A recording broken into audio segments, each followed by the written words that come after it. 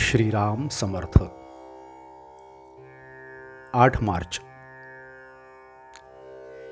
प्रपंचाच्या अपूर्ण गोष्टीत केव्हाही समाधान मिळणार नाही. सर्व अनुभवात आत्मप्रचिती ही खरी.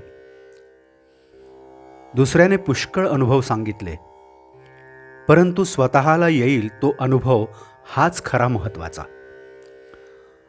आत्मप्रचितीने जागरूकता येईल, भाव वाढेल, साधनाला जोर येईल आणि भगवत प्राप्ती लवकर होईल. संतांनी पुष्कळ गोष्टी आजवर आपल्याला सांगितल्या, परंतु त्यांना देव जसा हवासा वाटला तसा आपल्याला वाटतो का? प्रपंच करीत असताना भगवंताची आपल्याला आवश्यकता वाटते का?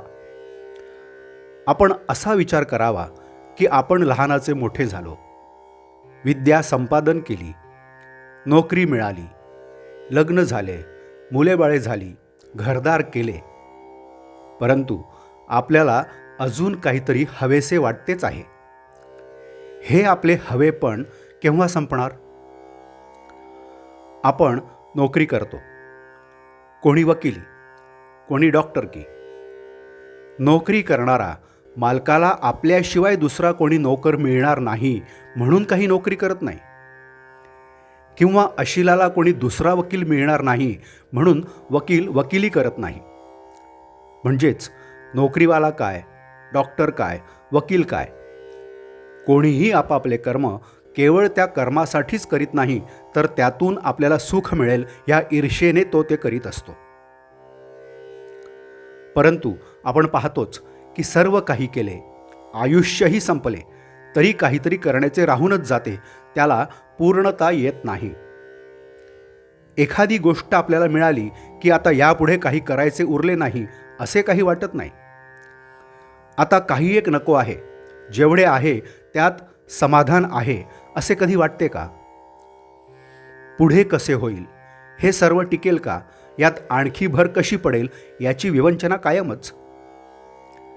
एखाद्याचे लग्न ठरले, ते झाले की आता प्रपंचाची काळजी मिटली असे वाटते का? लग्न झाल्यावर समजा 5 वर्षे मूल झाले नाही तरी हा काळजी करतोच, आणि समजा मुले झाली तरीही याची काळजी आहेच.